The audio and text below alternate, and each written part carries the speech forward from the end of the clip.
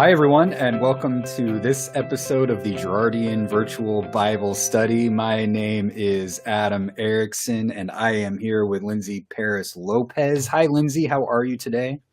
Hey, I'm great. How are you, Adam? Fantastic. Your hair looks different.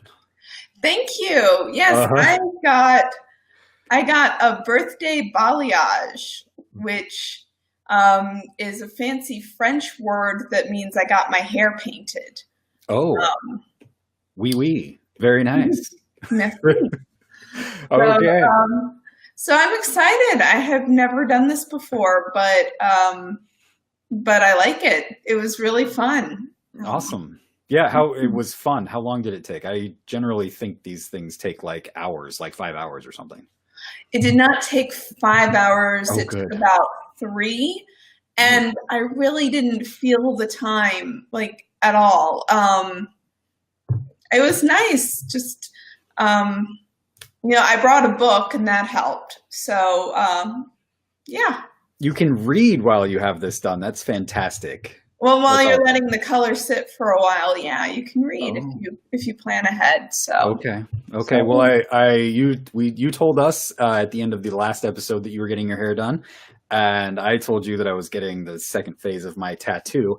That actually took 5 hours for this part here, and I couldn't read a book, nor would I want to read a book, as kids are just going after me. But I'm very excited because I got the back part of it done, which it's as I've told you before, the tattoo is of Jesus going down in the pits of hell and bringing everyone out with him. And here are the saints on the back of my arm who are like, what is going on? We've never seen this before. And so anyway, that took 5 hours. Yeah, but it looks amazing. And I know it's going to look even more amazing with color. Yes, so that's the next phase is the color. So I can't wait for that. So those are our updates from the last week. And we've got some pretty cool texts coming up for this Sunday, because this Sunday is Palm Sunday. Yes. And we have titled this episode so far, we've titled it the most politically subversive day of the year. It really is, because the resurrection is probably more subversive, yes. but this is the day with all of the pomp and pageantry, and this is the day everyone notices as overtly political, and yet Jesus is not coming in full armor on a big war horse. He's coming in on a sweet, adorable little, emphasize little because it's still pretty much a baby donkey. And we have a real donkey at our church. That's cool. Cool. So this Sunday, we all get to see and pet Molly, which is just one of the many things that I love about Palm Sunday. So this is one of my favorite Sundays. I need to get a Molly for my church. That's awesome. Oh, yeah. Cool. Well, it starts off, the political subversion starts off actually in Psalm 118. So both of these passages are politically subversive. And we've got Psalm 118 verses 1 and 2, and then 19 through 29. And Lindsay, do you want to read those verses? Sure. Awesome. Okay. All right. So Psalm 118. Oh, give thanks to the Lord, for he is good, for his steadfast love endures forever. Let Israel say, his steadfast love endures forever. Open to me the gates of righteousness, that I may enter through them and give thanks to the Lord. This is the gate of the Lord. The righteous shall enter through it. I thank you that you have answered me and have become my salvation. The stone that the builders rejected has become the chief cornerstone. This is the Lord's doing, and it is marvelous in our eyes. This is the day that the Lord has made. Let us rejoice and be glad in it. Save us, we pray, O Lord. O Lord, we pray, give us success. Blessed is he who comes in the name of the Lord. We bless you from the house of the Lord. The Lord is God, and he has made his light to shine upon us. Bind the festal sacrifice with cords up to the horns of the altar. You are my God, and I will give thanks to you. You are my God, and I will extol you.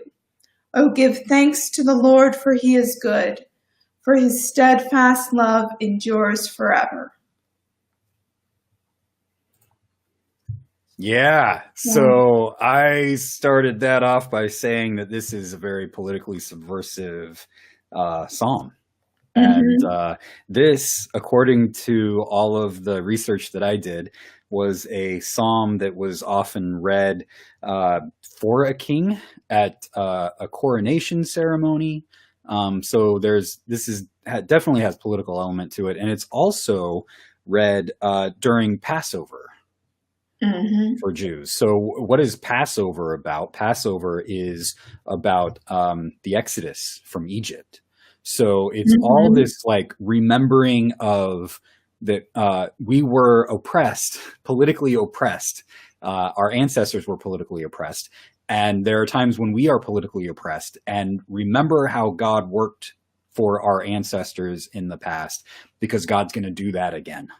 And it's also a warning to the current political kings that this is how God works in the world. So don't become an oppressor. Yes. My daughter has just finished reading a book called Freedom Train about the Underground Railroad. So there is really nothing more subversive than escaping slavery. So, this refers to defying the strong and becoming strong, becoming empowered, and shaking up the order of things completely. We get that in one place where Christians tend to pick up an image of Jesus, but the Jews during this time would pick up an image of David, the King David, right? So this is where the stone that the builders rejected has become the chief cornerstone. And the New Testament picks that up because Jesus is rejected, right? And yet he becomes the cornerstone of our faith. But this reference is to David, who before he became king was rejected by his father and by everyone else. Why? In his family. Why? Because he was the youngest member and the weakest member of his family. He was the shepherd. And so remember that passage in 1 Samuel where Jesse goes through all of his sons, the most powerful first. No, it's the weakest one. This is the wisdom of God that you see running throughout the Bible, is that God tends to pick those that we would least expect in order to subvert the system, the status quo that's out there. So right. And if you look over the rest of the psalm, you definitely get the impression that this is someone who has been pushed to the margins or scapegoated. Obviously, when you hear the stone that the builders rejected has become the chief cornerstone, we think of the crucified one. We do think of a rejected scapegoat, but I want us to see that it's not just Jesus, that it's all the people who have been rejected throughout time, who become integral to God's plan, who become front and center in a new world order that God is creating.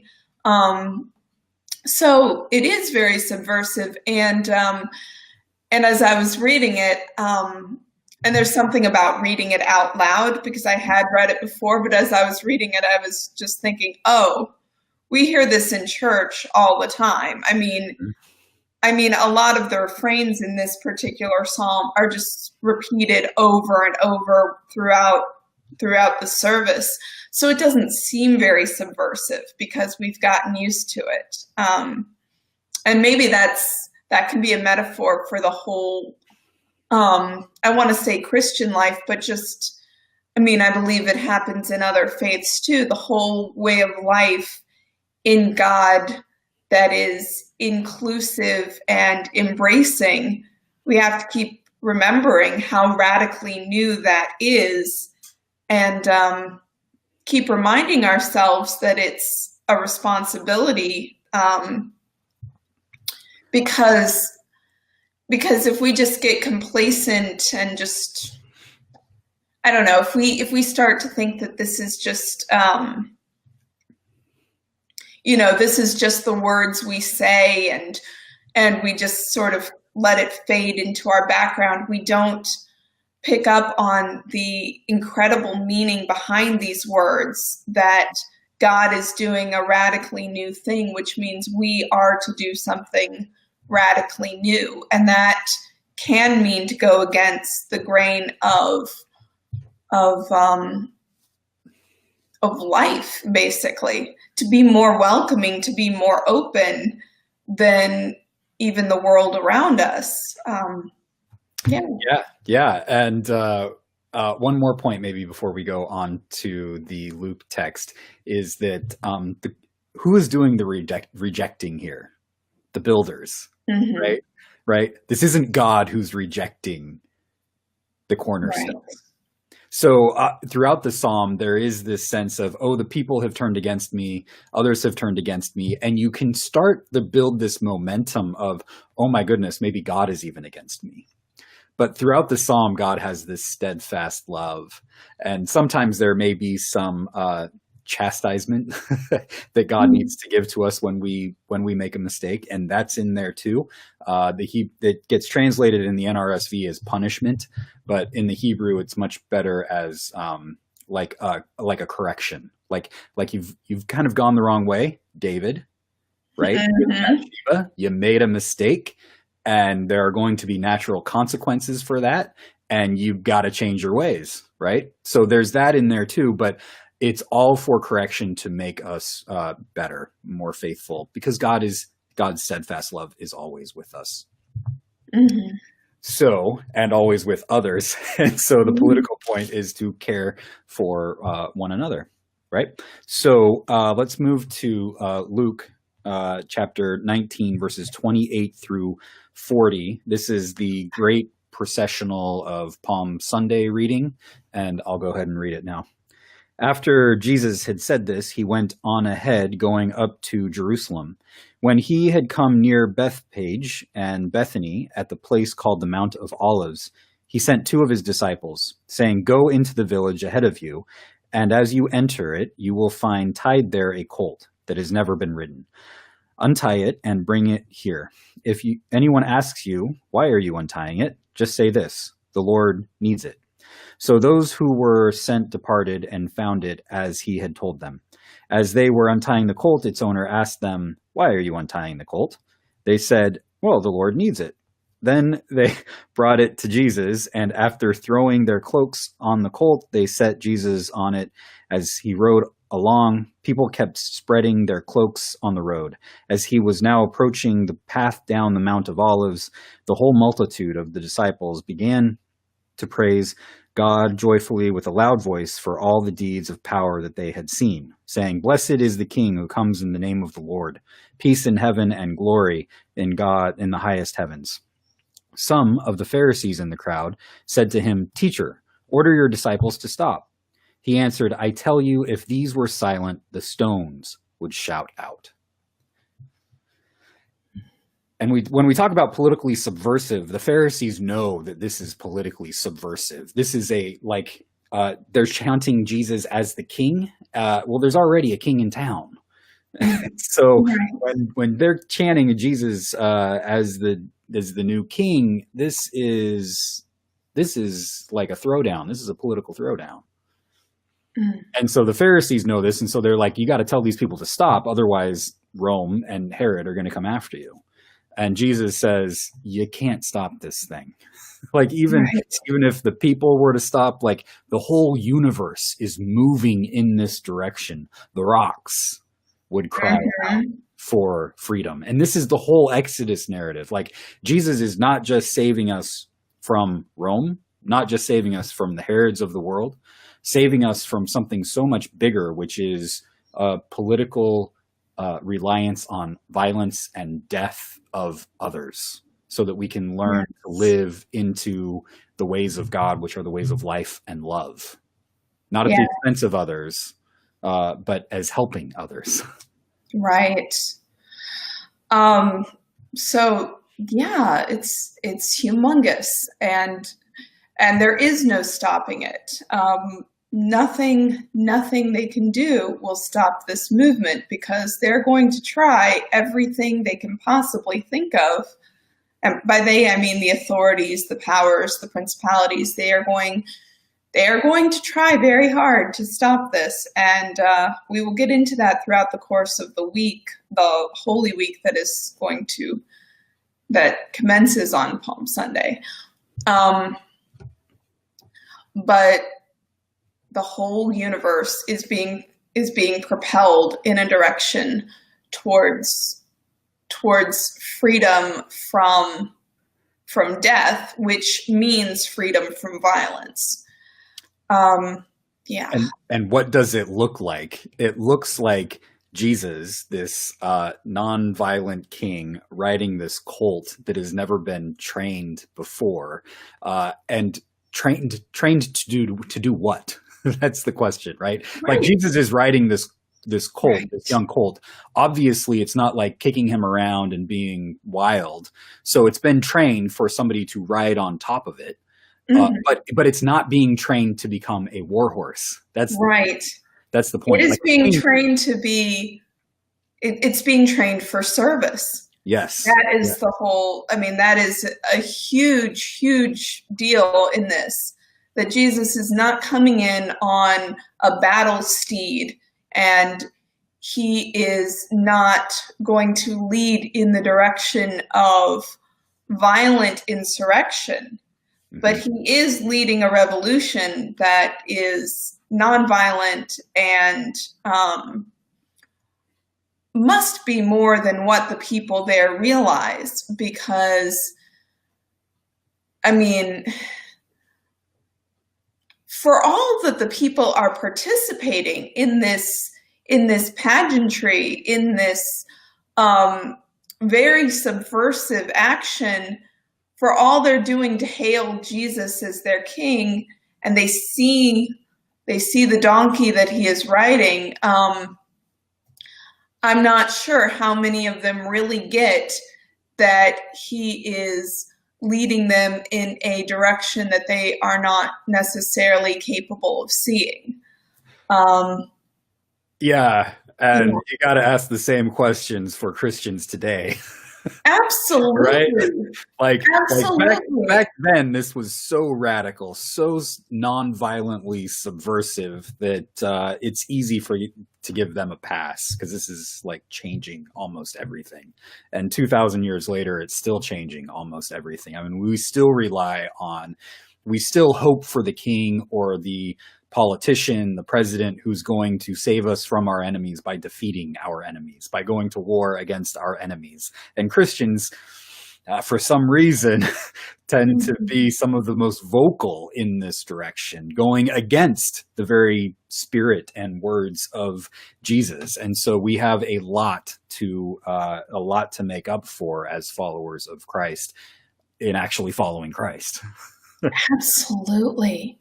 And then Absolutely. I got to say, I include myself in this too. When I think of a Messiah, I want someone to do just that. I want somebody Mhm. to come and save me in the traditional way of defeating my enemies. And I keep having to tell myself that that is not the Messiah that Christians get. The Messiah that Christians get is the one who rides on this young colt and leads us to love one another, including those that we call our enemies. And, showing a different way to the oppression that's in our world. So not being a doormat, but pointing to a different way.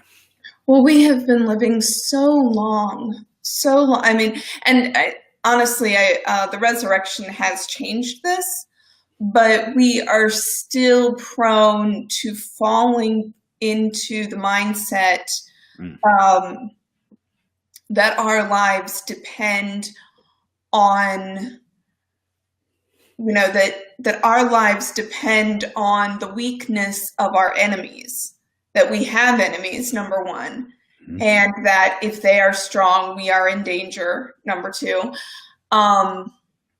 And, we have no excuse for that as privileged people in the United States of America. We have no excuse. But people living under oppression, like the Jews of Jesus's time and Jesus himself, and, we could go on down the list, people living under empire, under slavery, under Jim Crow, under segregation, under all of the years of inequality built into our nation and, in a broader sense, our world. The people who live under oppression, we cannot blame them if they believe that for them to be lifted up, and many, and the amazing thing is many people don't believe that. Many people realize that we can all share the abundance of the world together. But those of us who have had more abundance and have not shared have not made it easy for people to believe that, and some don't. Some people living under oppression don't believe that they can live unless their enemies are brought down, not necessarily killed, but weakened. And so every time I think of, and I think about this in terms of people fighting soldiers in places like Afghanistan, where they have no idea what 9/11 is. They just see people coming into their country and, destroying it. So, and this is not by any means everyone. I'm just thinking of some of the people who do fight and some of the people we are fighting and the ways our violence has spurred more violence. Human beings have lived under this lie that for us to live, some others need to either die or be put down. We've lived under it for so long that it is built into us so that even if we don't feel particularly threatened, we still barely say a word about our insane military budget, for example. And right now we have people who are seeking asylum in our land, and a president who wants to stop them because we cannot share our abundance. Our abundance must mean their scarcity. And Jesus was trying to change all of that. And, to the extent that he succeeded, the extent to which he succeeds is the extent to which we follow him, really, because we are his body. Yep. So, yep. That was longer than I.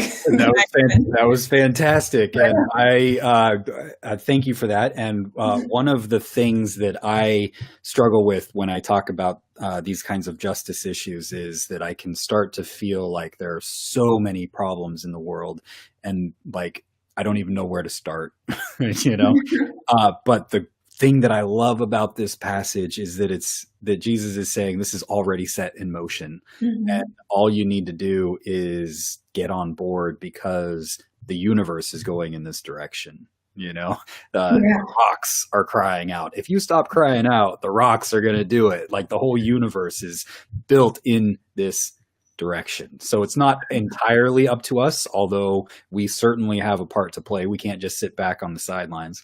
We have a part to play in it. We have to shout our hosannas. We have to move the world. We have to help God in moving, and the rocks and moving the world in this direction, but it's not all up to us. So you can start feeling like this heavy burden of faith, and that's not the point. The point is that the whole universe is moving in this direction. As MLK says, quoting some guy, I forget who it is, the arc of the universe bends towards justice. And you got to add mercy to that too, but it bends towards justice, and you just have to get on board with that. Right.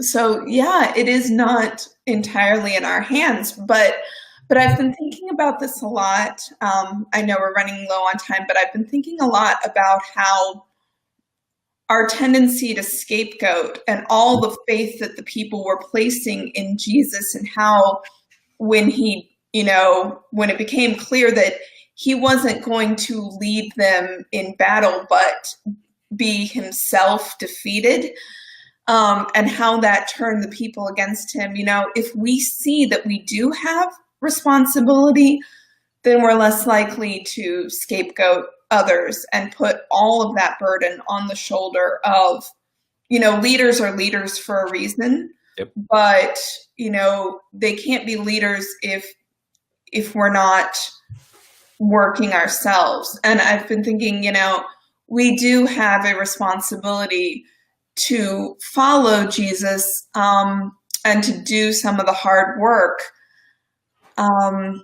So when we see our responsibility, we're less likely to project the blame onto others.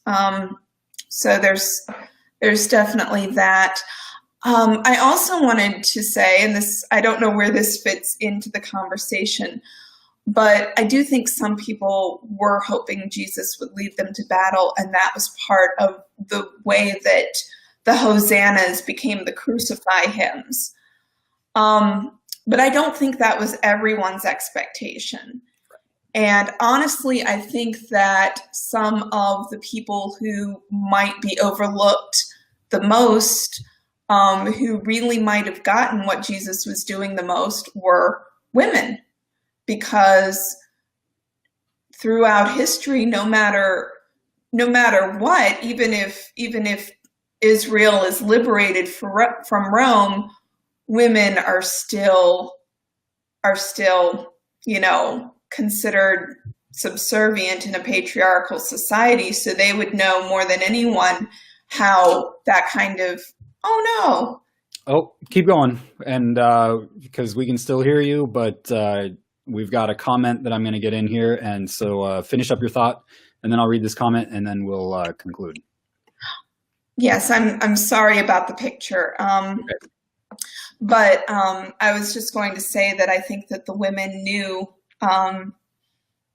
that it's not just liberation from an oppressive nation, but it's a whole transformation of the heart and the mind, and that will transform the society much more than the ups and downs of who's on top of the power structure. I think women probably got that before the men did because of, what their place in society was.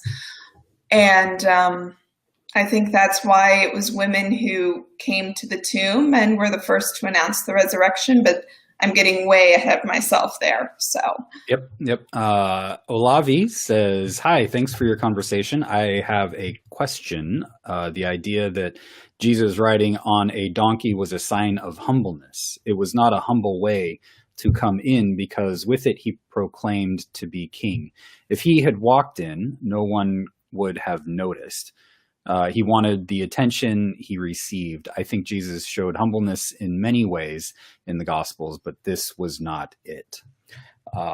That's a very interesting question, Olavi. Thank you for that. I have always... Go ahead. No, I do think that if he had walked in, people would not have noticed the same way. But I do think that you're right that he wanted attention. But it was to subvert the entire concept of a royal processional. So, so yes, he wanted the attention and he wanted to be recognized as a leader, but it wasn't in order to lead with a heavy hand. It was actually precisely to show that leadership will take on a new meaning, and a meaning of service, a meaning of humility itself. I mean, you can say this is not a sign of humility, but I think the choice of a young donkey, and if horses were abundant, he still could have chosen an older donkey, which would have put him higher up off the ground. I do think that he chose a mixture of symbolism, both to draw attention to the fact of his kingship and to subvert it at the same time. Yeah. Yeah, yes, that's good. I like that a lot. I like the subversive part of it. I'm gonna have to think about that, Olavi, some more. Part of it is, Jesus does this act that seems to be saying, I'm the true king. I'm the nonviolent king. I'm the one who's going to change your understanding of leadership, as Lindsay says. But he doesn't come in and say, "Hey, everyone, look at me. I'm the king." It's actually like the disciples who talk about Jesus as the king. So that's another element of it too. I'm not like the humbleness is a good thing to bring up. Because there is a proclamation in this. How do you proclaim something about? How does Jesus proclaim something about himself that is so radically subversive while also staying humble? If that's possible, I don't know. That's often like part of the problem that I get into. Like there are truths in the world, right? And how do you proclaim them while still being humble? Is that possible? So I'm going to chew on that for a while. So thank you, Olafi, for bringing that up. And thank you, everybody, for watching. If you have comments or questions, either to keep this conversation with Olavi going, please put those in the comment section. And if you have any other comments or questions about Palm Sunday, you can put those in the comment section too. Thank you for watching, and we will do this all again next Wednesday at 10:30 Central. I will make sure my battery is fully charged. I apologize for this blank screen you are seeing now. It is all good. It is all good. So thank you, everyone, for being here, and we will see you next week. Till then, grace and peace be with you. Bye-bye.